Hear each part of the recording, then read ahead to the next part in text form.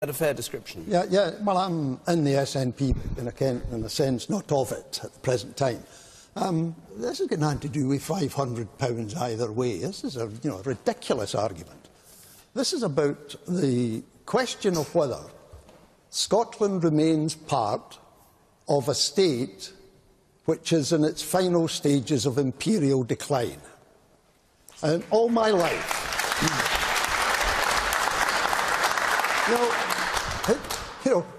Portugal had an empire decline, Spain had an empire decline, Rome, Persia, it always happens.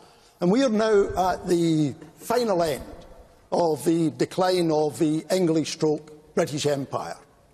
And the home unit, which is basically England, because it's the major part of the United Kingdom, has been in serious economic trouble, not for the last 4 or 5 years, but for decades. I can remember as a boy everybody tuning in to Sir Stafford Cripps's emergency budgets, and it's been like that ever since. That's taking us back a long way. Yes, of course. Can you really remember Stafford Cripps? Yes, as a matter of fact, when I was a boy, there were 2 things that mattered. One was the emergency budget, and the other was the harvest. Because when I was a boy, we knew where food came from. It came from farms, not like supermarkets that some folk think now. So we've had this decline. What's the future?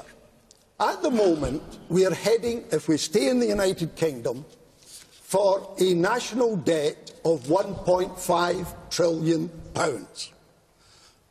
George, this is not scaremongering. That's a fact. Osborne says that come 2015-2016, after the next election, there are £25 billion worth of cuts coming. And there'll be more after that as well. So the question is, do we want to stay in an austerity-bound country, the United Kingdom, or do we want to do something different, with an entirely different economic model in the years ahead, where independently we can go in an entirely different direction? So you'll be free